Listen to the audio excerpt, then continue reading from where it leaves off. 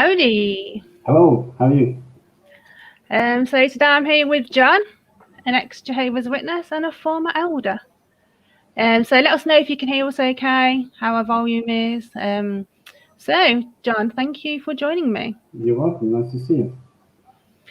So I normally start our chats with asking, how did you become a Jehovah's Witness? Okay, so I was about the age of 4. I say that because I remember at least one birthday, celebrating a birthday for my friend. I went to buy him a present, and I remember where I was in the school, etc. So my mother got the truth first. The truth, I don't call it the truth. That's a misnomer if I've heard one. So she got the religion first. But she took a long time to come into the organisation to get to that point. And so I was about 4 years old. So when she first started going to the meetings and getting involved with this cult that we so love to hate. So I was the youngest of 7 children. My older brothers and sisters, the oldest 2, had already left. They'd gone their own ways by then. They were adults by the time I was 4. They were late teens, early 20s, so they'd both moved out, so they escaped, luckily, and never had anything to do with it. So that left the 5 of us, and I was the youngest of those. And then she probably got baptised a couple of years after that, so early 70s, I guess. She got baptised into the organisation, and that was it. My life was ruined, virtually for the next few years. Wow. Yeah. So, growing up as a Jehovah's Witness, how was school for you? Our school was horrible. I lived just around the corner from the school, in my first school town that I lived in, literally just around the corner, and I always had to go in late. So they had the assembly, because back in those days assemblies were religious. There was some religious element, and of course it was freak out. You can't be exposed to any false religion, etc. That might corrupt you. It might tell you the truth, really, when you realise what it is. So I'd have to go in late and then wait for all the other kids to come back. And I was sort of sitting there like this, waiting for them to come back into the classroom. Why weren't you in assembly every single day? Because kids don't understand it. Just what are you doing? Yeah. So I remember that it was horrible, really, being in school as a JW. When I got to the next school, the teachers used to sit me in the corridor, and all the kids used to stream past me, and I'm just sitting there like this while they all go past. Why aren't you coming in? What's the matter with you? What, are you a Jew? And all sorts of questions about why I wasn't there. And then they had that really embarrassing thing of the last 5 minutes of assembly was information. So they'd wait, everybody had to be silent, and then everybody turned as I walked in to the assembly to sit down at the front with all my friends. So yeah, it was a horrible time. Just the fact that you had to stand out, because your parents decided that you'd somehow be corrupted by this, being involved with this. Kids don't understand religion anyway, so why they thought why JWs think that kids are going to be influenced by it is beyond me. I just can't fathom it. So yeah, it was not a good experience being a JW at school. I used to invent presents I had. So every Christmas they said, "What did you get?" And I used to make up the best presents. It's great. But it only became a problem when they asked to see them. So I'd have to sort of tone down the presents I got, so they didn't want to see my presents. But yeah, I actually used to invent things, and like my older sisters, I told you, was out of she never got involved. So every year, I don't know if they did this where you're from, but every year used to have like buying Christmas cards. Well, yeah. You have to take them home and sell them. Of course, all the other kids, their parents just did it. It's part of Christmas. But me, I had this pack of, what do I do with this pack of Christmas cards? I couldn't buy them, so I used to get my sisters to buy them for me, so that I could go back with the money that I've actually sold some Christmas cards. Well, most times I'd just take them back, and I was the only one virtually that ever took the Christmas cards back, because everybody else just sold them. So yeah, I think I've watched one or two of your videos here, and one or two have said the same, that it's like persecution, and your parents put you through the persecution because it makes them feel more righteous. It makes them feel better. It makes them feel like they're pleasing God. So therefore, put my child through hell so that I can feel good about it, and I can tell all the other people in the Congress, well, my John does this, and my John doesn't do this, and it was just a horrible thing, totally. And I think it left some deep scars, really. I'm sure it has. You then start to want to prove yourself in different ways. Teachers would also single me out. They'd say, he can't do it. They do some activities for school, yeah. Oh, but you can't do it, can you? And they'd use my surname. You can't do it, can you? Because you're one of those Jehovah's Witnesses. And make it really loud and noisy so that everybody's, why can't you do it? Why can't you do it? And yeah, so That's just it is what it is. Yeah, I know. But I guess the teachers are just being the teachers. Yeah, it's not fair. Of course, it's not fair what they did. But they didn't understand either why our parents are putting us through this stupid ritual, just so they could feel better. You know? So yeah, that was a bit hard. And when I got to senior school, I kind of just winged it. I just pretended I'd had nothing to do with it. So yeah, I just lived a double life completely. I used to go out at the weekends and get wasted, and I used to smoke and girlfriends and what have you, just because. But of course, at home I was doing all the stuff. But I was considered a bad association by the congregation. Me too. Oh yeah, don't mix with him. Yeah, he's a bad lad. But you know, I still had this thing because I couldn't do all the stuff. I still didn't have birthdays or Christmas or anything like that. Couldn't get involved in those things. But in my life was just kind of, I just lived it by the time I was at school. But then you had the hell then of meeting your school friends, and they kind of knew you're one of those Jehovah's Witnesses. No, my parents are, but I'm not. Yeah? I used to try and hide like that. Yeah, but then when they saw you on the ministry, that was it. Your cover was blown, wasn't it? Yeah. You'd had it then. And there were one or two times, and I had this ridiculous thing where I used to try and hide my head behind my hood, as if that would make a difference.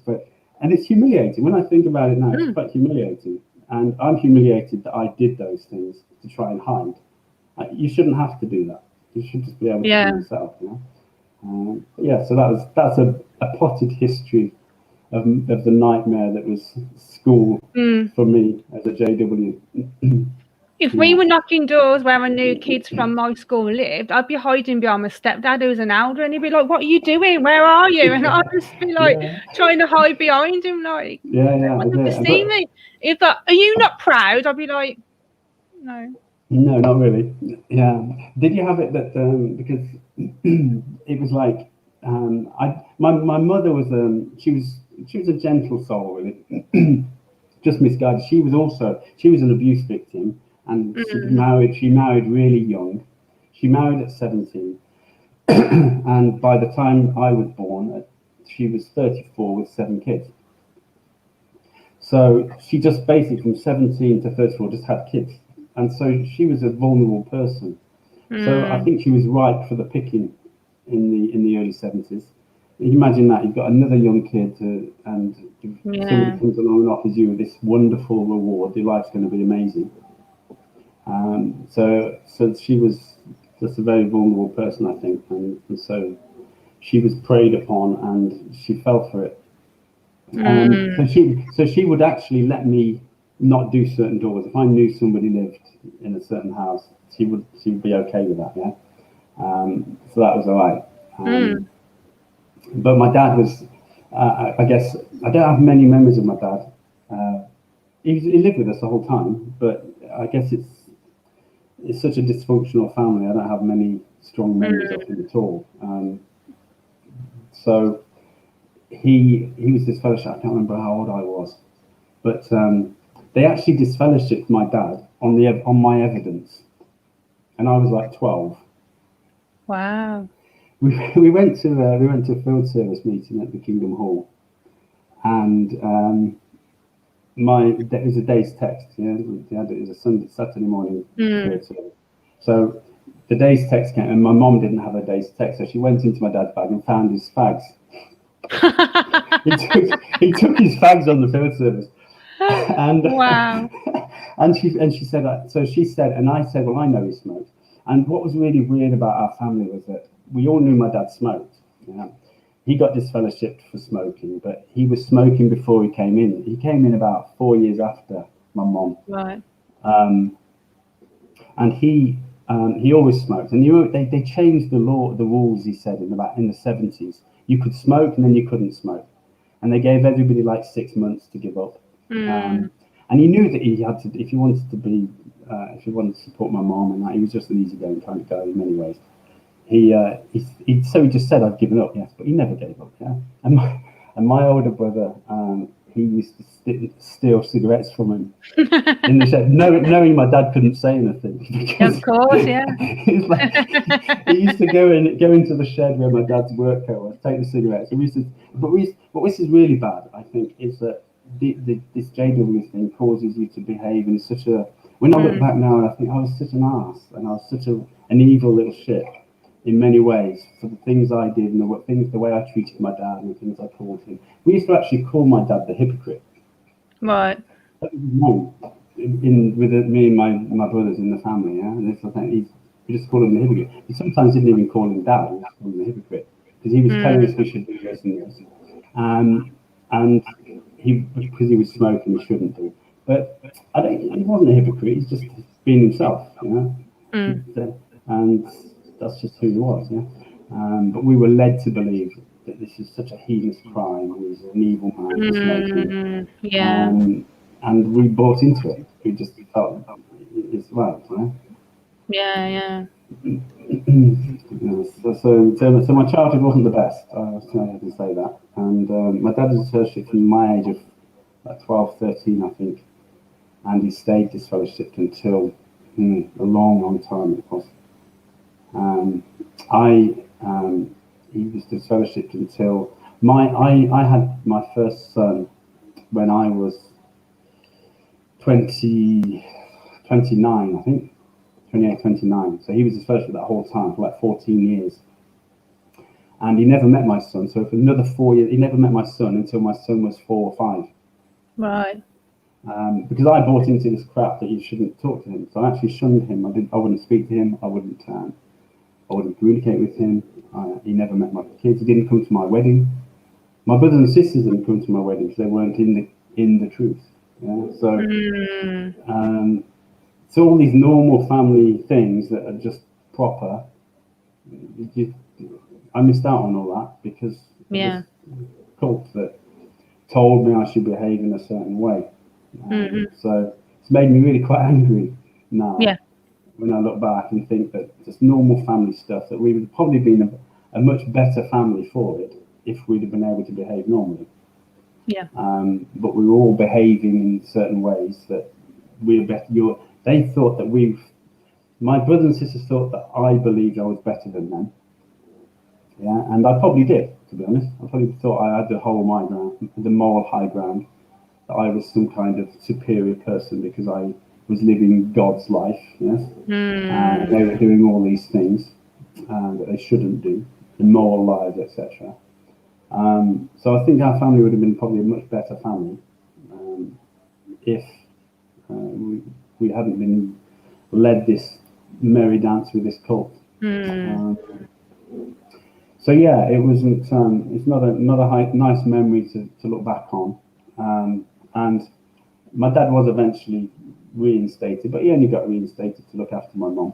She was, and he knew that if people were going to come back, we were going to help him look after mom. She had a stroke, and she needed help. So he pragmatically thought, well, if I can get back into the religion, she'll have visitors, and they'll help her. And so that's what he did. And he never gave up smoking. Right. Fair play to him. He never gave up smoking, even though he probably died with a fag in his mouth. And so I'm happy for him, yeah? Yeah. He never did give it. He never did bow to it, really. Mm. Even though he played the game, he tried to play the game. He was mentally never in, really. So I'm happy for him, really, on that basis. Yeah. Yeah. So, okay, so that's my childhood. As a kid, was you like most of us restricted with what films or TV programs you could watch, what music you could listen to? What's a telly? What's a TV? Yeah. we were one of those families. We had periods when we didn't have a TV. It was like, we had. I barely remember watching TV when I was a kid. There were some times where we had TV, and then most of the time we didn't have TV. So yeah, we couldn't watch all sorts of stuff. Yeah, but to be honest, my mom wasn't overly strict in many things, which is why at 14 I could just disappear. And I think by the time I came along, I think she'd just lost interest in kids. I think I was kind of left to my own devices. There were occasions where she'd I just think she was very, very tired by the time I was around. And so I was, because when I was 14, fair play to my brother. He's the one that had issues with. He's the one that taught me things he shouldn't have taught me sexually. Yeah, but he decided at 14 he was leaving. He just left home, went to live with my sister. Right. He just said, I don't believe this. It's like rubbish. I'm not going to do it. So maybe he was a bit older, maybe he was 15. No, I think he was 14, 15. So by then I was the only one left at home. And there was more money in the house. It was just me and my mom and dad. So my life kind of improved financially and materialistically quite a bit at that point, yeah. But by that time I think she just had enough of just living with 7 kids, and my dad was a bit. I think he was emotional at the end. At this point, he had a bit of a mental breakdown, and I think it's to do with the board. Yeah, I'm sure the organisation caused it, because he was living a lie. He was trying to live a lie all his life, couldn't do it. Eventually got kicked out for it. And but he just wanted to be a dad and husband, and he couldn't be because we kicked him out. Yeah. So it's at that point that when my brother left, that's when my dad said to me, "Look, if you leave, it'll kill you, Mom. Don't you ever leave." I can still remember him now. He like took me to one side like it was some special mission. That he had to tell me, so that if you ever leave this religion, you know it's going to kill your mom, don't you? And that's a lot to bear as a 14-year-old. Isn't it? What a horrible guilt trip to put on you. And I got to think, well, okay, so that was always on my mind, and this guilt is such a powerful thing. Yeah, the Borg is brilliant. This cult is brilliant at guilt tripping people to make you feel that you're not good enough, you don't deserve to be alive because you're a wicked, evil person, but God loves you, so if you want to be loved by God, you've got to do this, and then you'll be fine. And so you think you've got this guilt all the time about what you're doing, what you're thinking, where you're going, who you're seeing, what you're watching. So he kind of used the same kind of tactic, really, guilt me into staying. And so I did, really. I didn't live it because I was drinking and smoking as a teenager. But when I was 17, I always said to myself, I want to leave school.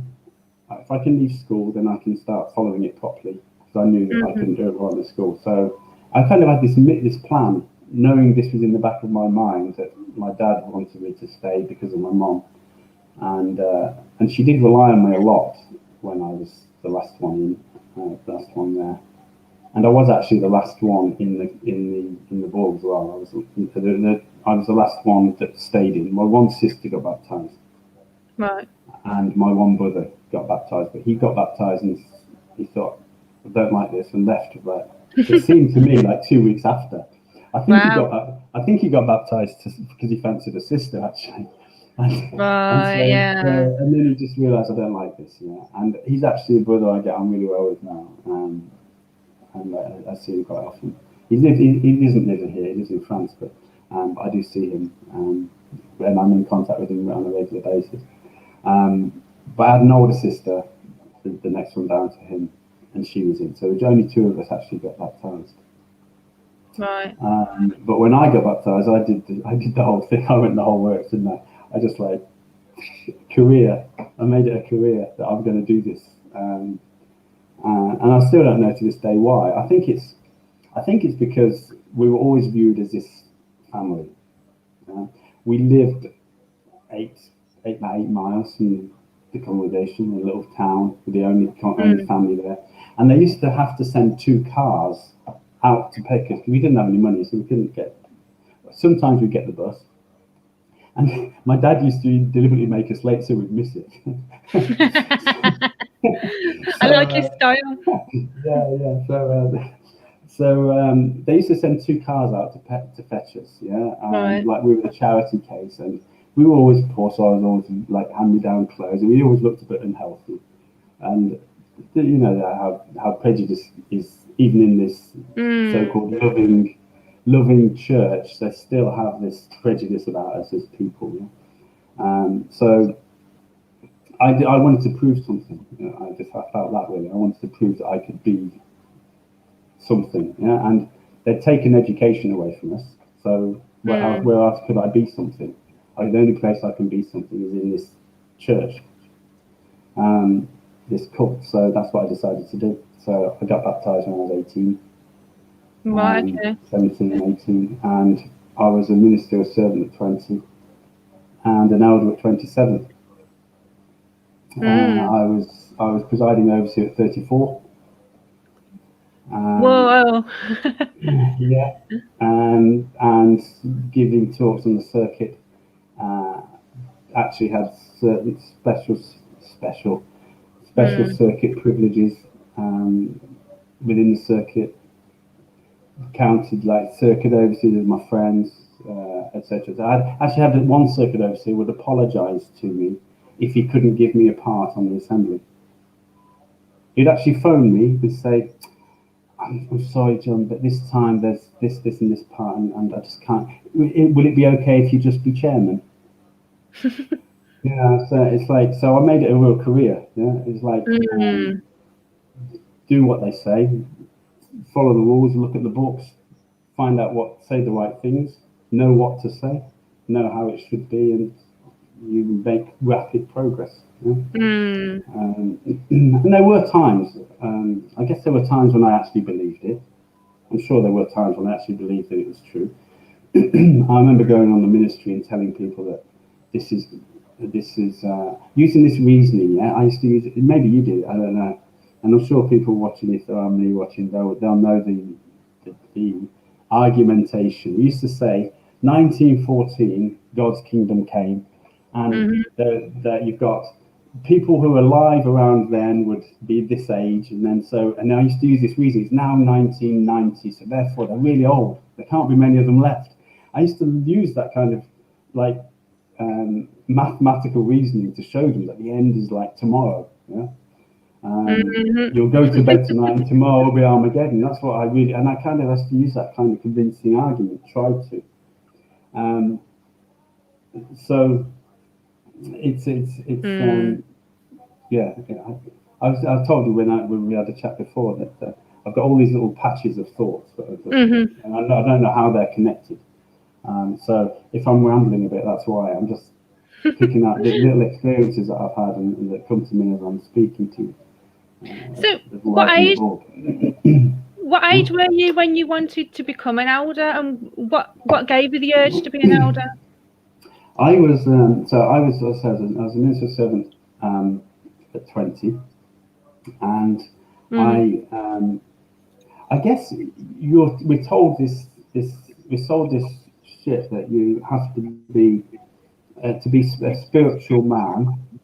You have to demonstrate that you are giving your all, yeah.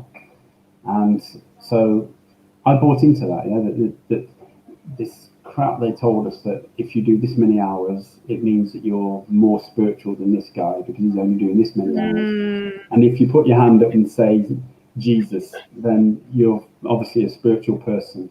And then you go and talk to this old person. I didn't care whether they had a good day or not, but I used to do the stuff.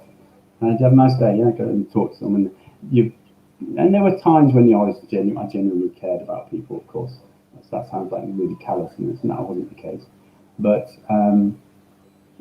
you buy into this thing, you convince yourself that by going preaching, putting in 15, 20, 30 hours a month and answering at every single meeting, preparing your watchtower and being visible and active, you convince yourself that that is doing God's will because that's what you're told it is.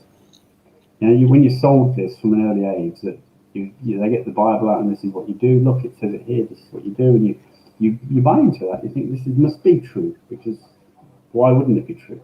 Yeah. And so you think that is the way to go. You kind of convince yourself that that what they're telling you is from the Bible, and therefore the Bible is telling you should do these things. And if you don't do these things, you don't really care about God. Yeah. Did you find? Sorry. Okay. On.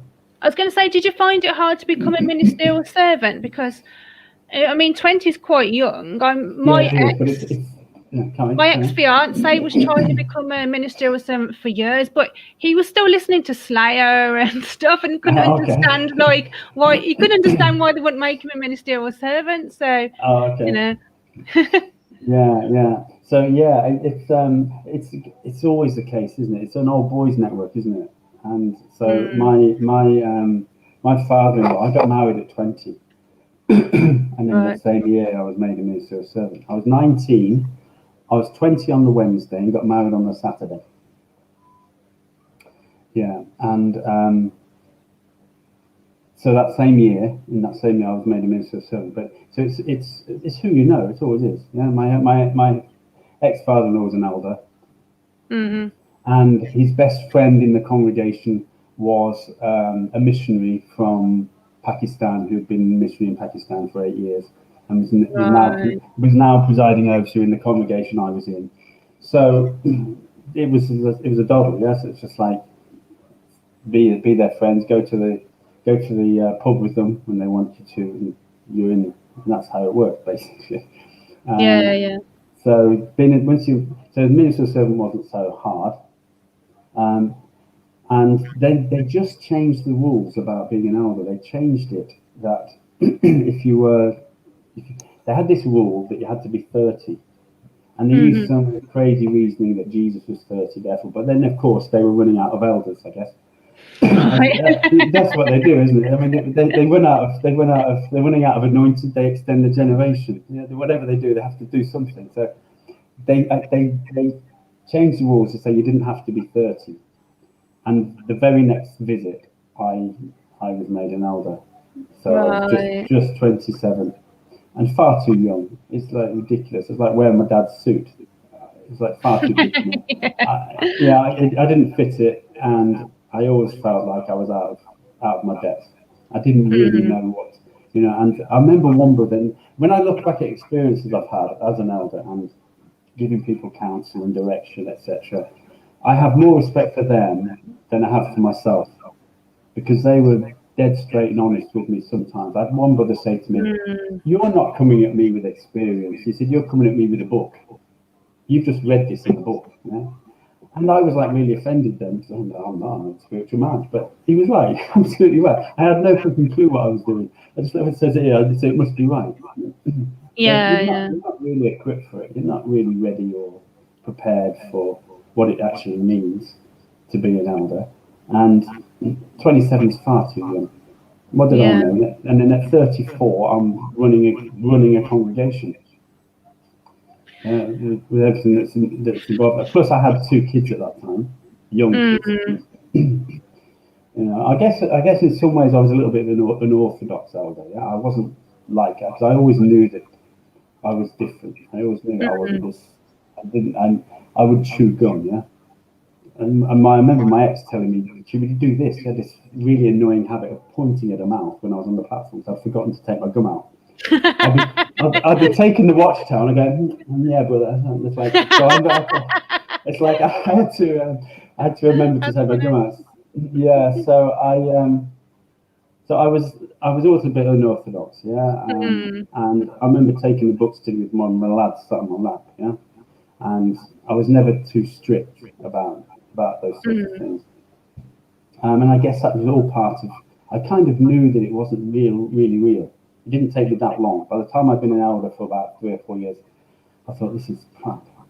This really is the stuff I'm seeing, the stuff I'm hearing about. Yeah, you get to know stuff that you shouldn't get to know. Really, I remember one brother telling me the brother that was a missionary. He said he went to Bethel in America, and they met him at the airport in limousines to take him to Bethel. Not a taxi. They sent limousines to pick him up to take him, and they had gold taps in Bethel. And he said that kind of shook him. He said at the time, yeah. Wow. But yeah, so you hear these stories of that people who and I knew that people, if the higher up you are, the more you get away with. Yeah, we've all So seen. what happened to not being materialistic? Exactly. They've got gold taps, so that's where the donations are going then. Yeah, exactly that. No, they've sold more now, they for billions of dollars. But yeah, they said they picked him with and he said he knew of people in Bethel, in Bethel in New York that were drunkards in rehab. The society paying for rehab. Wow. So when you hear those sort of things, you don't register it at the time. But I think what happens is if you're not meant to be in this ridiculous cult, I think all these things, it builds up a body of evidence, and eventually you get to the point of thinking, wow, this really is crap, isn't it? So these little things stick with you. You don't register them at the time particularly, but you store them, and then something else gets there, and you see something, then you go onto a meeting with somebody, or you have some kind of judicial meeting with somebody, or you're the victim. I was very often the victim, because I was a little bit unorthodox, because I was young. I was often the victim of politics. Yeah, so I was one occasion, and it all kind of leads to disillusionment. On one occasion, I was doing something at an assembly. I was given an assignment to look after some department, but then this elder that didn't like me from another congregation, who was overseer of the circuit assembly, took it off me the very next assembly and tried to, and he gave me some other assignment. And my pride was a bit hurt, of course, but it was politics, it was pure politics, and that's not. If it's really an organisation from God, politics doesn't exist. But so these little things kind of built up until the point I just thought, I'm getting out of here. I can't do this. It's rubbish. So I did. Did you ever feel guilt for after you cancelled somebody or disfellowshipped somebody? Yeah, often, and you never knew that you got it right. How could I know that I got it right? Yeah, I was generally. There's one occasion I feel sick about it right now. Yeah, I don't want sharing it. There was this occasion where there was a girl. Yeah, and I've alluded to it on the Facebook page that there was a girl who was late teens, and I've alluded to it because it was about questions that are asked, and I didn't feel that I was asking inappropriate questions because we needed to establish what had actually happened, and it wasn't that we didn't want detail. I didn't want details. I wasn't interested in specific details, just a kind of a sequence I was interested in. But she was at one point towards the end of the meeting, she kind of curled up in the embryo position. She was so distressed. Yeah. Wow. And I ended it then because I was leading the meeting, yeah, and I just thought this is, and I went home and I felt horrible, I felt dirty. But what can you do? Once you're told this is how you do it. This is I guess I read a lot of comments on the Facebook, and I respect everybody on there, and I don't decry anybody their viewpoint. and people don't always know what goes on, etc., etc. But what I do notice is that there's a lot of anger and aggression towards elders, and I get that if you've been victims of elders. I've been a victim of elders myself, even when I was an elder. But I think what we have to remember is they're as brainwashed as we were. You know, they can wake up and see, and there are certain decent things that just don't happen if you've got any brains. So I get that. If this is, and some people, I guess some elders genuinely are on ego trips. I know that happens. You know, they feel they're important. But I do feel that I was just led along that this is how you do it. I went to all the meetings. I even had parts on these elders' schools. Yes, I would be instructing at the elders' schools. Wow. So it's you get spoon fed this viewpoint. This is how God wants it to be. And we were led. There's one catchphrase. I think it's a catchphrase, but there's one expression that we used to that was bandied around often, that we are getting ready to take over the world. Yes, that God's organisation is the organisation, and we're more important than everybody else. And I guess that's where this thought from this is why they could get away with child abuse and covering up child abuse, etc. They could get away with all that because they feel that they're more important than everybody else. That this is God's organisation, He's in charge, and therefore we're doing His will. And I guess as an elder, you buy into that because that's how they train you. You become just a robot, propagating exactly the same stuff over and over again, the same things that you're being told, and you just pass that on.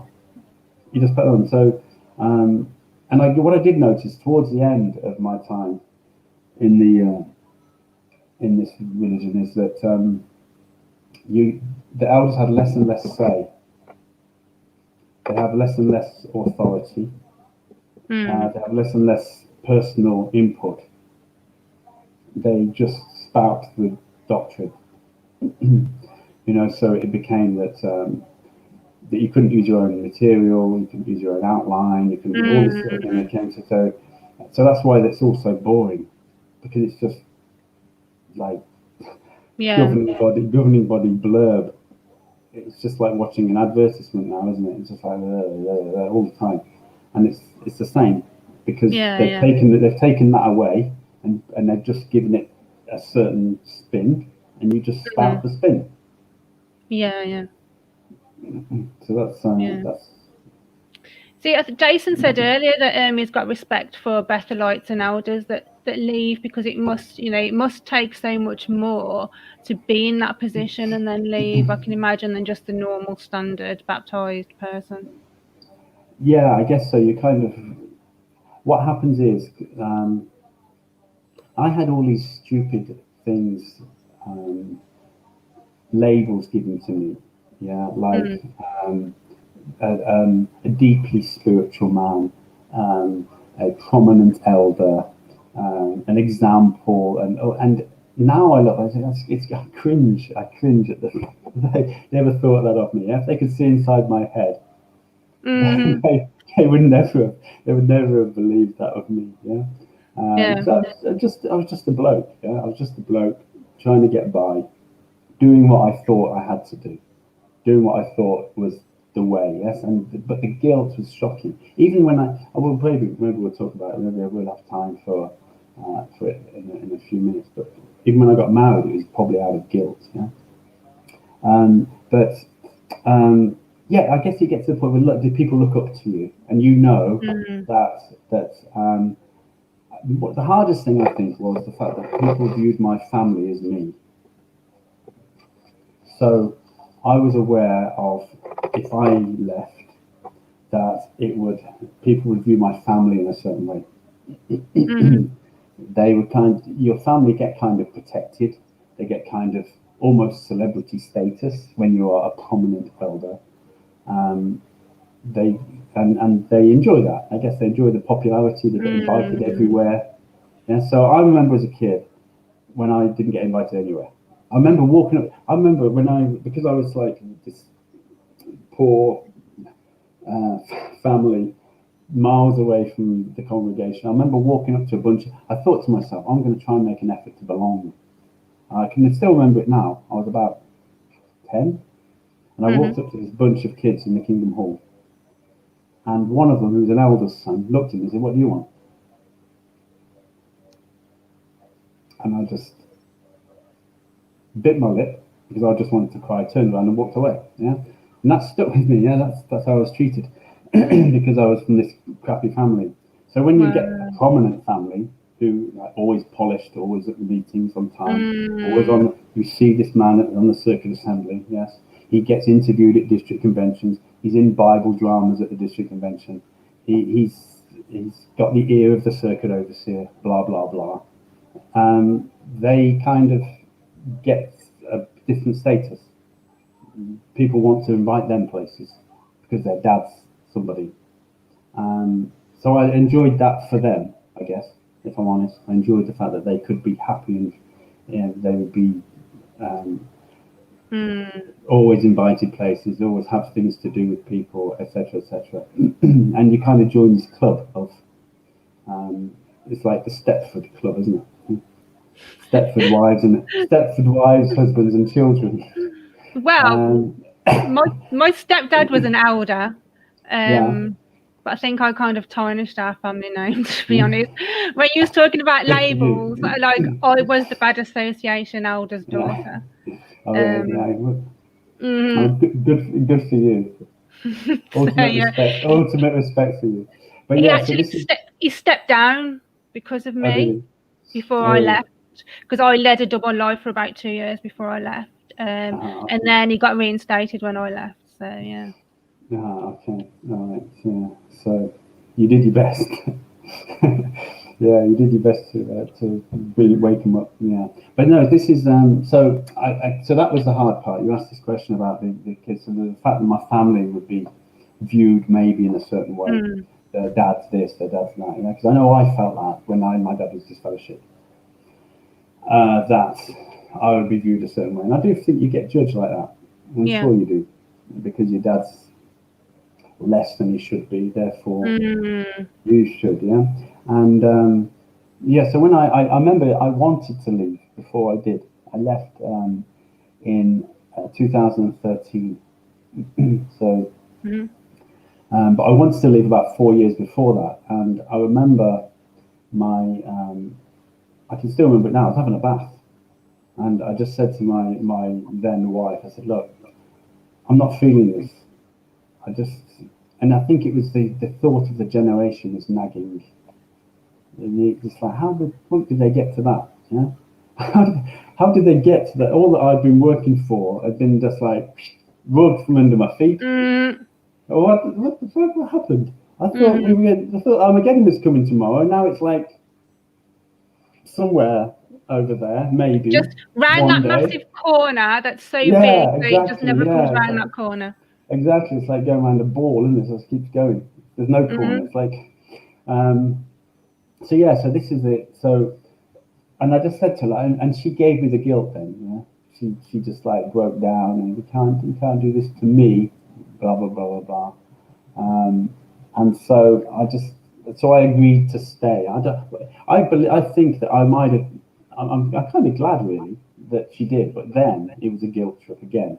But I'm kind of glad she did that, because if she hadn't, I might have gone away. I might have taken some time out, reassessed, and got involved. Because I had agreed it. But the fact that I kept going, knowing full well that it was shit, and I had no intention of staying in the long term.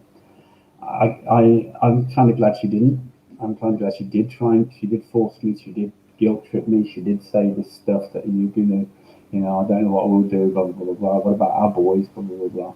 So I'm kind of glad she did that then, because it made me stay.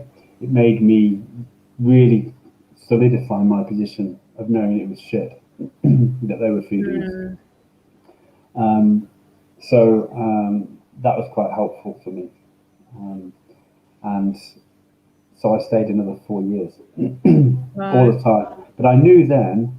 I remember saying to myself. I remember saying it to myself that that that I'm going to do something drastic. I know I am, because that's the only way I'm getting out of here. I can't just subtly walk out of the door Yeah. and say, I just don't feel it anymore. Thank you for all the good times and fuck off for all the bad times. I couldn't just walk out. I had to do something drastic. I knew that. So I just told my wife, because I told her I was leaving her. That's not a good Right. thing, I know. I told her I was leaving her, and I didn't want this anymore. That's the only way that I could stay with her. I knew that if I did this. So I told her I was leaving. I didn't want it, and from that moment on, it was just like I felt. I felt the shunning, of course, but then I met somebody. Yeah, I met somebody. A few months after that, after leaving her, I still lived. I had like an annex to the house, so I lived in the annex. So, um, but I met somebody, somebody in Poland, and we got together, and then they disfellowshipped me in absentia. They had no evidence, none whatsoever. They kept writing letters. They knew what they suspected. Yes, she knew I'd met somebody, but they had no evidence that I was doing anything that I shouldn't. They Yeah, did that to my sister. really. Mm-hmm. But at this point, I'd only met her twice.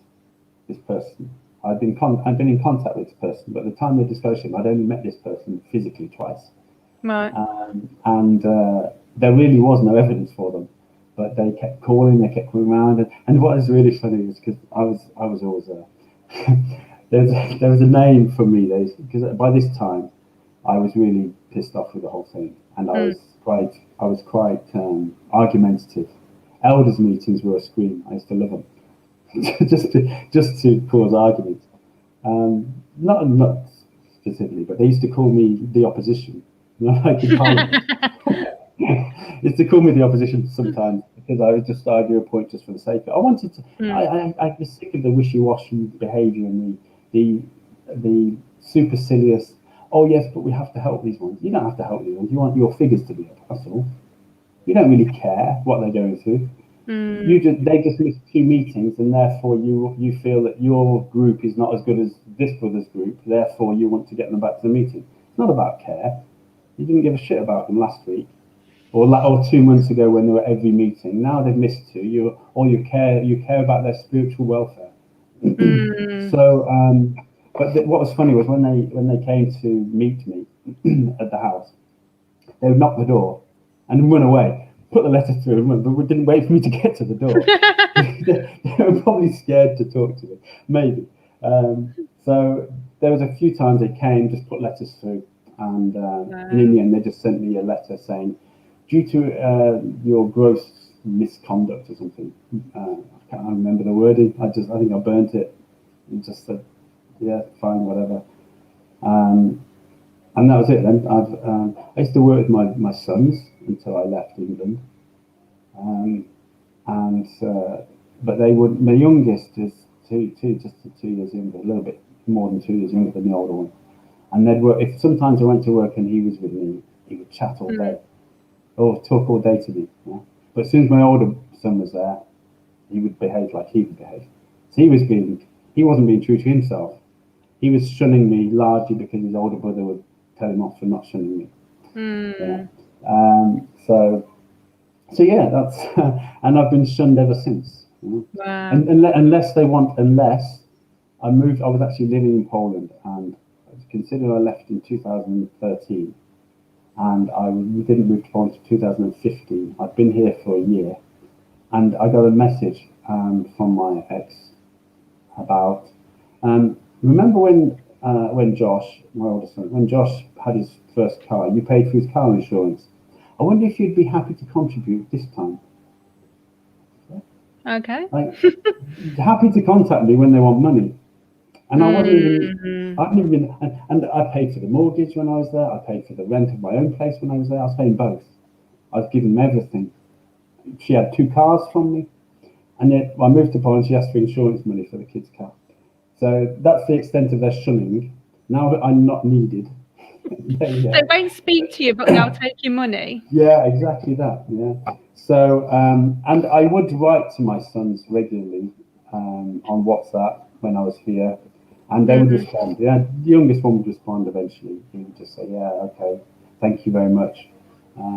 We love you too, but this is the situation." And then about a year and a half ago, 2 years ago, I sent a message, and the youngest son, so he must have become really devout himself. He was never that devout. He must have become really brainwashed. He's 20, how old is he now? 23. He said, "Please don't write to me again. I won't respond to anything you write. I won't even read your messages. The only way that we could be together is if you come and serve Jehovah with us again. And then we do love you, but that's the only reason, that's the only way that we'll speak to you. So please don't write again. I won't even open your messages." Okay. So I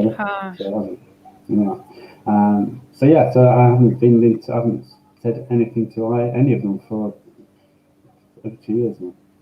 Wow, sorry. Yeah. Sorry you're having to go through that, yeah.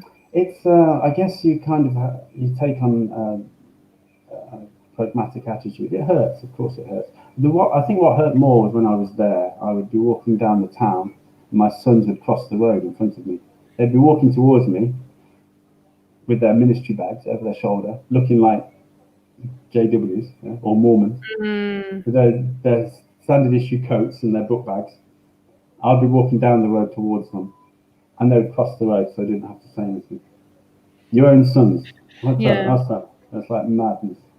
My mum shunned me for 24 years, and she literally walks past me in the street like she doesn't know me. I've literally passed. She doesn't cross the road, she just walks past me.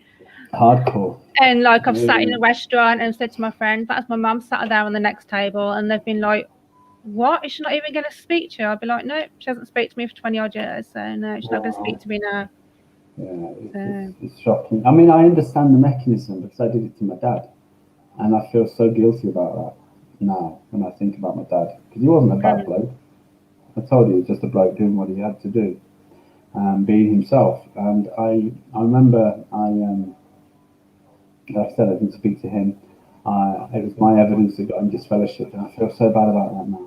And the fact that I didn't have that time with him that I should have done, because he was, as I say, a decent, funny bloke, and I've got a lot of his traits. I'm sure I like his personality,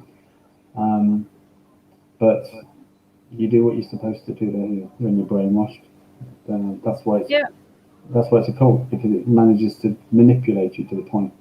But I always knew that I would do something, and I did it, and I'm happy I did it. Yeah, because it messes with everything.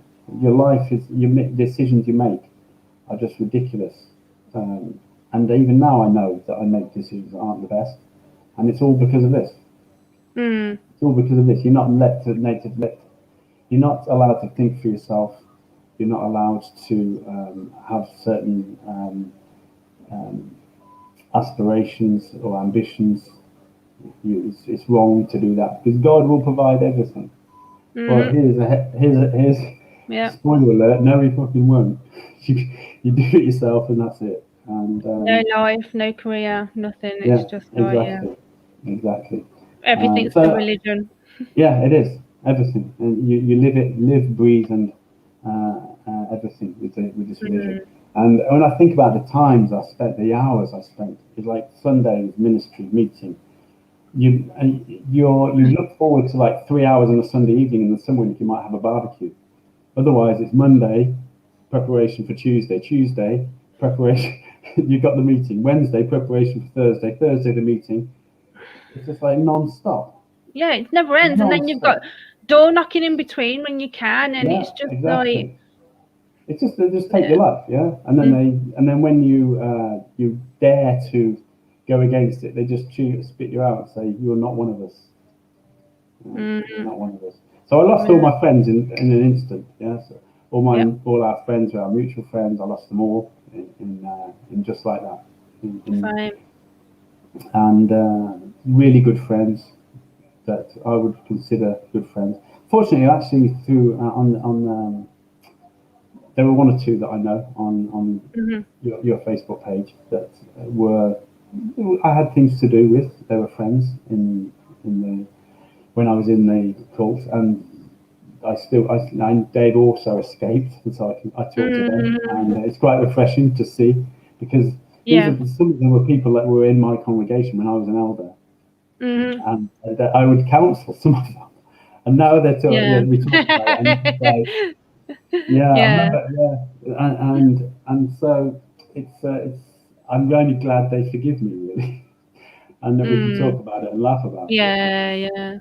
It's you can do so much damage, and I saw the damage we did to people, not through any malice, not through any deliberate intention, just that's what we do. You follow policy. Basically, that's it. Whether it's right or wrong, you follow the policy. And if you go outside of the policy, you're not a good elder, you're not a good brother, you're not a good sister, and you deserve to die at Armageddon. So if you survive, you follow policy. If not, sling your hook. So I decided to sling my hook. I did. No regrets, no looking back. It's not. So if there's anybody that comes across this video that's in the position you was in, what advice would you give somebody regards getting out? I would just say you just have to do it. Don't try. I don't know. I guess it depends on who you are. Some people will find it quite easy to drift. But I've got a kind of dramatic personality, so same. I'm quite blunt and straightforward, And I think for me that was the only way. I had to do something better. I tried to drift. I tried that method, and I tried to fail. And you come up with this kind of opposition, and you feel guilty, and then you're not made to, because they know how to trigger you. They know how to trigger the guilt, And my ex-wife was brilliant at triggering guilt, Maybe it's for another time, but I mean, I married her through guilt. I told you that, and so through the guilt of the cult and through the guilt of the repression that you have to put up with, etc. So if somebody's thinking about it, just speak to people on Facebook or people that help groups. There's plenty of options that you have. That people who've done that, and just talk about what they did, and knowing there's other people that are prepared to do it and they've seen it for what it is. There's been quite awakening up for me. I knew it wasn't the truth. I knew it was rubbish, and I knew it was absolute crap, and it had done so much damage to me.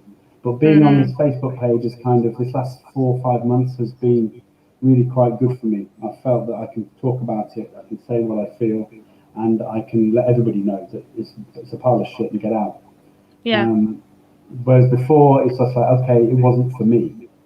That's how I view it. It wasn't for me. I couldn't do it, and it might be the truth, but it's not for me. And so maybe I failed, and I still have that mentality. But now it's just like 2 fingers up to it. It's crap, and seeing other people's perspective, even the funny stuff, the memes and stuff like that, it focuses your mind on just what it was. And now it just seems ridiculous that I was ever this career elder that was reaching for the skies. Now I'm kind of embarrassed. What did it mean? It's just like Mickey Mouse positions that meant nothing. But at the time it was everything. So you don't realise until you take a step back and look at it like 100% for what it is. And like I've said to people as well, it's hard to explain that now Jehovah's Witness me doesn't feel like me. It feels like another person, like as if that wasn't not part of my life. I'm feeling the repercussions of being shunned. But other than that, it just feels like that wasn't part of my life. It's strange. But I've cut off so many memories of the religion and stuff like that. I have, like I said to you before, I just have these little patches of memory, and little things that have happened to me, and I always remember feeling tense. That's the abiding memory. Even when I was this person, I never felt good enough to be there. So if I was like if I was on the district convention, I always felt this person was better than me on the district convention. I'm only there because of whatever reason they couldn't find anybody else. Circuit assembly, the same. I'm only giving this talk because, this person. Elders school, if I'm doing a part in an elder school, I'm not. Why am I doing it? They should be doing it. I always felt not good enough. And that's what the cult did to you. It makes you feel that you're rubbish and you've got nothing to offer, and you're only there because God's allowing you to be there. But it's crap. It's just people, just men, and it's an old boys network. It's who you know, and I saw that firsthand more than once. More than one circuit overseer would talk to me about other elders and about this and that and about others, and it's just they're just like a school. It's basically like school politics in school. I can imagine. He said, she said, but we give it some kind of glossy veneer as if it's a spiritual discussion. It's not. Right. It's just tittle-tattling and gossip. Exactly the same, but we just use fancy words instead. Yes, and we get our Bibles out to do it. It's exactly the same. Yeah. So they're just people. Yeah.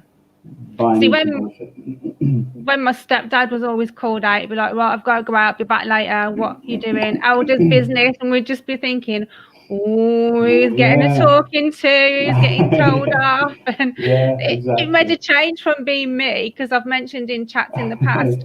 After we had to get to the meetings half an hour before it started. We had to stay half an hour after it finished. And then if my stepdad disappeared, I'd look around the Kingdom Hall and notice the other elders were missing.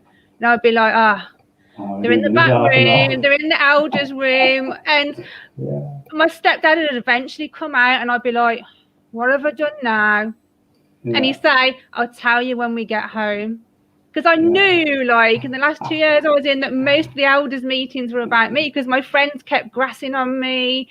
The elders' wives were always moaning about me. I was dressing really goth, like going to the Kingdom Hall looking like Marilyn Manson. But the elders' wives hated me, always complaining. Bad influence. I was. But I didn't care. I didn't care. I wanted out, and I tried to fade. I stopped going to the meetings, and then I worked with a Jehovah's Witness still, who was my best friend. There was supposed to be 5 of us were supposed to leave together. They all backed out. I was the only one that went through with it, and then one of them grassed on me and got me disfellowshipped. Oh, nice. Yeah. So it's took me a long time to forgive that person. I've only just recently started talking to them again, because I'm like, you were the reason I was shunned. You're the reason my mum hasn't spoken to me for 24 years, and it's took me a long time. But having to think back to, she was only about 18, 19 at the time, and she just did what the religion wanted her to do. And so. Yeah, I can understand it. It's a panic, isn't it? You feel it so. As I said, I remember that the only person I've ever told this to is my wife. If you want me to talk about this, I'm happy to. About the guilt that you feel that when you have to do certain things, and it's to do with the sexual repression. And I always felt sex was dirty. It was horrible. You shouldn't do it. And, masturbation, etc. was like, it's like you're going to die. Now and again, you lose your hands for these sorts of things. Yes. And I remember that I was courting my wife. Yeah, I was like 19. And as you do, we were making out at the bus stop. Yeah, and it got a bit heated. Yeah, and I actually orgasmed. And at that point, I actually felt so dirty. I felt so guilty. I felt so disgusted with myself, because that's what the religion teaches you. That anything to do with your body and sexual activity is wrong, and you shouldn't do it. Yeah, once a year at special convention time. Yeah, and that's it. Missionary position, and then that's all you're allowed. And so I just felt so guilty and so bad about it. And I remember going home, and I remember breaking down, praying to God that He would forgive me, and if He did forgive me, and had this little ritual that I did all the time I was in, that if He gave me some kind of sign that I was forgiven. I don't want some sign that I was forgiven. And if he forgave me, then I would marry this person. That's what I said. And so I did. I married her, and it probably but if I hadn't had this repression and this guilt and this feeling of it's a dirty, filthy thing that happened, and it wasn't. What was it? It was just two teenagers making out, and I lost control. That's all it was. But I was made to feel this such a bad thing by this religious. Yeah. Like, I was 21 and my stepdad was still doing, like, that's the other thing they do, like, you have like a study. So not only you have to prepare for meetings, we had like personal family studies. We had like a family study, and then we had separate ones. And I had to go through, back at the time, it was the youth book. And I was going through that with my stepdad when I was engaged, and it was so embarrassing. Like, the chapters in there about what you can and cannot do sexually, and he was going, and you can't do this, and I was like, no, I haven't done that. Like, and I'm thinking, oh shit, and he just went through all these lists, and I'm sitting there going, I'm thinking, I confessed nothing. I never confessed anything ever. I was just like, oh no, not done that, not done that. Yeah, but you can imagine, can't you? So this guilt was eating me alive. Yeah. So, and I said, look, I need to. If you will forgive me, then I'll marry this person. So I did, and I know that if I hadn't had this feeling of repression and guilt, and it was such a dirty thing, I probably would never have married her. I probably would never have married her. Yeah. It would have been a completely different set of. My life would have been different as well. I mean, I'm happy for that I have my sons, of course. I wouldn't change that ever. You know? And it wasn't that we had a bad marriage. But it's just the way that we make decisions based on guilt. Yeah. And how many more people? I see on the page that lots of people get married at 18 because they can't keep it in their pants. And I'm not surprised. They're not only can they not keep it in the pants, they're not even allowed to help themselves, are they? So they're getting married at 18 and stuff like that, and 20. It's ridiculous. Yeah. And then they're stuck in that unless their partner commits adultery. They can't even leave them. So exactly, and then they're shunned. Yeah. And then their life's over, as they know it. It's like madness. Absolute I'm madness. glad I called off my engagement, and I was just like, no, I'm not doing it. And then like I left not long after that. But I was forced into it kind of because I was hanging around with the lad, and I was best friends with his sisters as well, and we'd hang out, but we'd always have to bring my brother or my sister, you know, chaperone, even if you're still friends. So we were never alone. And then the elders turn around and says to my stepdad elder, if me and this guy don't stop we've either got to stop hanging out or start courting. And I was like, well, we're just friends. I wasn't sure how much I felt for him at the time. So we decided we didn't want to stop hanging out. So we started courting. And then after a year, they expected to get engaged. So we got engaged. And the marriage date was set and everything. And the honeymoon was booked. And I was just like, I can't do it. So how do they get to the point where they believe that they can do this?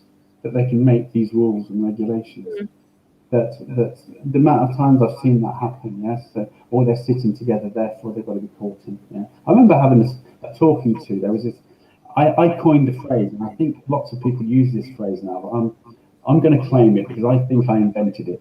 Okay. You know when there's like in a congregation where you've got a presiding overseer, and for some reason they start calling it this brother's congregation, so and so's congregation, or so and so's congregation.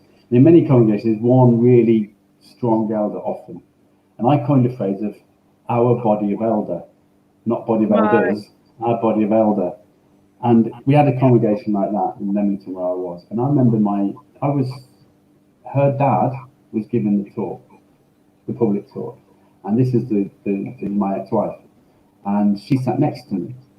And this guy that became a circuit overseer eventually, bumptious little man, horrible.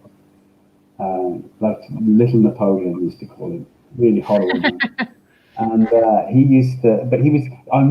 can clearly remember to this day, the Watchtower was about not giving counsel unless you can have the Bible in your hand and show them the scripture. Right. So I was sitting with my ex-wife in the front row, and he was doing, immediately after the meeting, he took me to one side. Well, no, didn't actually take me to one side. He stood me in the middle of the corridor in front of everybody, and gave me a 20-minute discourse about why I shouldn't be sitting next to her, because the congregation can expect that you are engaged if you're sitting next to her. But he didn't use his Bible, he just wagged his finger. And I was thinking at that time, so this is the first evidence of people, it's the first, as I said to you, that builds up a body of evidence. Over time, you start building up these little things that happen, little occurrences, and I stored that one, yes. And this genuine, if it's the right word, a genuine hypocrisy. It's just a clear hypocrisy with so many of them, and I'm just so glad I got out when I did. Just sitting next to someone is like, it's ridiculous. Yeah, I know. It's just man-made rules. Yeah, it's full of man-made rules. And when you look at these, I don't go on it. I never go on there. The only time I see any of their stuff is when I watch the channels on YouTube that deal with it. Yes, there's one or two prominent channels, aren't there, that people who are activists, and I enjoy those. And that's the only time I'll ever watch anything that they publish. I haven't picked up any of their literature for years. I'm not interested in any of it. But this is a ridiculous way of behaving. This like secret society, and you've got this, and they keep secrets as if they're really big things. Yes. So I think I left just when they brought out the new Bible. That's 2013. Okay. And I knew it was coming. I knew. I said to somebody's brother worked at Bethel. They said, well, and we kept going for new Bibles to place. There's no Bible. I said, they're moving out a new Bible, that's why. Can't say that. How do we know? Nobody. It's like ridiculous. It's like everybody knows everything, but nobody's allowed to say it. It's like you all walk around in denial. Everybody walks around in this ridiculous cult in denial of everything that everybody really knows to be true. Did you know they were going to take scriptures out of it, though? No, I didn't know that. I knew that, but yeah, it's just crazy. It's absolutely crazy. But I'm so glad I got out. And I don't hanker for it at all. Nothing about it. Not one thing about it. But I think, I see sometimes people say, I'm thinking about going back, or I missed this thing. But I think, what the hell would you miss? And I think the only thing they can miss is probably the human aspect. Like maybe the only thing they can miss, because the stupidity of it is astronomical. I just can't get my head around how I was so duped for so long by it, and I just think I was trying to prove a point. They always felt that I would be nothing. I think that's how I felt. Everybody felt I would never amount to anything. He'll get married and he'll be divorced in 2 years. So I was determined not to be.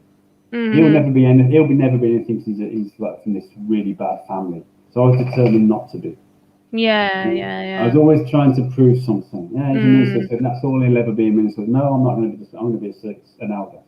I'll just be one of those elders, and I'm not just going to be an elder. I'm going to be a prominent elder. So it was always about proving what I could be based on other people's prejudice. When you spoke about your childhood, I was wondering whether that contributed you to be like, well, I will be someone that you will take notice of then, and I'll do this. I think so. Yeah, I think so. Definitely. We were like the only witness family in the town. Yes. And we would have, I remember to this day being surrounded by kids in the street, to be poked fun at. Yeah. I remember somebody taking my bike off me, when I was maybe 7 or 8. And he was holding it over the water in the canal. And he was threatening to throw my bike into the canal, yes. And he was about 15 at the time. And he said, I bet you're praying to Jehovah now, aren't you? You're praying to him now, that I don't drop your bike in the canal. Yeah? He was right, but he didn't need to know that. Yeah? So those sorts of experiences, that I thought, well, I guess maybe, I don't know, I'm only just coming to terms with a lot of this myself, Emma, really, that knowing what's going on in my head and what has been going on. I think maybe I felt somehow that I've suffered so much for this shit, I may as well do it properly. Maybe that was yeah. I've suffered so much crap that just because my mom and my dad kind of dilly-dallied with it, he kind of dabbled with it for a little while and was in, was out, was in, was out. So maybe that was part of it, that I felt that I'd suffered for it, so let's do it properly. And then, as I said, the people in the congregation, I knew they had a view. I knew they had an opinion of what we were as a family, bad associations. All the other kids just left because he comes from bad stock. I could almost hear him say it. He must come from bad stock. So I was determined to prove that I wasn't bad stock. That I was good, and I was as good as them. So I guess that's again part of the motivation. That I wanted to show that I could be something in this. Understandable. Yeah. So. And yeah, there's always that sense of inadequacy, I guess. And like I said to you, even when I was in these positions, I always felt that I wasn't really qualified for it. I wasn't really doing it very well. And I guess in some ways I wasn't, because my heart wasn't in it. My heart really wasn't in it. I would go to, I'd maybe watch some kind of, I'd watch some violent film or some sexual film the night before, and then go and give a talk in Tamworth the day after. Praying all the way. Yeah. So I just knew it wasn't. It's my natural instinct was to be a human being. Yeah. And just be me. And yet I was driven by this commitment. I knew too many people would be upset by me leaving. Yeah. And I always felt guilty. And I said my wife is brilliant at that, making me feel guilty for whatever I did or didn't do. Yeah. Quoting scriptures at me. It says that husbands should be like this. But you're right, yes, it does say that, so I have to do that, yeah. And so you do it because you think they have to. And it's just so sad that so many else are doing it. Yeah. And I just wish they'd wake up. My son's at Bethel. My son's at London Bethel. Loving it, apparently. So let's hope they close the Bethel and he'll have to go home again. I do genuinely hope they wake up. I kind of secretly think that if they're half me, and if they're half me, they might have my personality. And if they have my personality and my sense of what's right and wrong, and then hopefully they'll wake up. Yeah, I mean, they're leaking members, they're closing down congregations, they're selling off kingdom halls. There used to be 4 congregations in my town, and now I think there's 3. And at least 50 of the kids that I used to hang around with have left. Our generation, they're just not sticking around anymore. They're having and when I went to one meeting for the first time in about 23 years, and that was the Child Sex Abuse Watchtower study, and that was 2000 and I forget what year it is now, with bloody COVID. So yeah, it was the year before we got locked down, and I looked around the Kingdom Hall and I saw one young child. The rest were old people. And 2 or 3 who I grew up with, the rest was just like old, and I was thinking, where's all the kids? Like, where's all the teenagers? Well, that's good. Hopefully they'll all wake up and realise it's ridiculous. Hopefully. I mean, it's like 2021, and they're still hanging on to this. It's nearly there. It's nearly there. Perry Bar, Kingdom Hall. Is that the one I was thinking of? Is that the one under Perry Bar? Is that the one under the motorway? Is that the one by Dudley? Yeah, it's the one under the motorway, isn't it? That's the congregation my auntie was in then. Is it? It's by an island. Yeah, I think so. And isn't it one you can see from the motorway? There's a big restaurant. Yeah, close to it. I remember going to Perry Bar for an elders school. I remember going to the Perry Bar for an elders school, so I think that's the one. It's near Dudley. So I went to the assembly at Dudley, and then I went from Dudley to the Perry Bar Kingdom Hall for. I think that's the one I was thinking of earlier. I think I was getting that mixed up with Leamington Spa. Yeah, I think it was Perry Bar. I remember it. Yeah. Because we used to pass it, and we'd be like on the way to Dudley Assembly, and once we passed that Kinder Morgan, we knew we was pretty close. Yeah, exactly. So, exactly, yeah. So, well, it's a small world, isn't it? So, isn't it just? And wow, we've hit the hour and 20 minutes mark, so we should. Should wrap it up, I guess. I knew it go quick. It always does. Yeah. Start chatting, and time flies. It does. So, well, thank you for joining me, John, and telling us a bit about your experience. I was hoping I'd eventually get an elder, ex-elder, to come and give their perspective on things.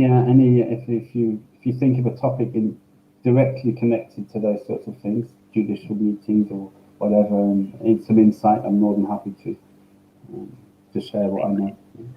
Yeah, I've looked a bit into the Freemason stuff. Oh. Yeah. Indeed. Great bar. Okay. Great bar, yeah.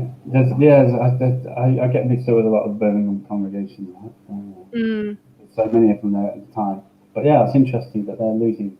I remember we had a quick build in Coventry, and I was like one of the overseers of the build, yes, and it's like, you're encouraged to walk around like some kind of, like you're important, yes, and it's like, the whole thing is just fucked now. I just can't believe now when I think about it.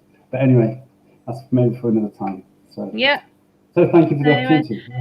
Thank you for coming on. Thank you to everyone that watched and left some comments. There's a bit of discussion going on earlier I didn't get involved in because it was a bit like God Bible. I was just like, those guys can just chat about that if they want in the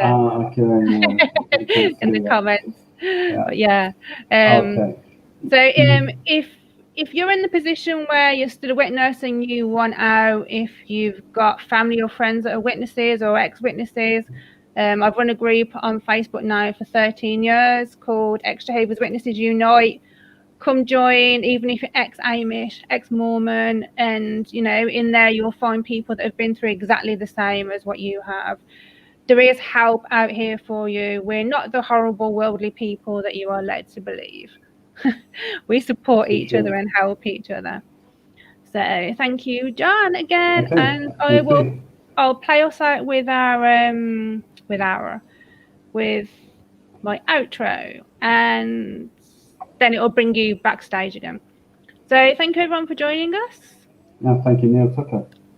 See everybody soon. Bye-bye.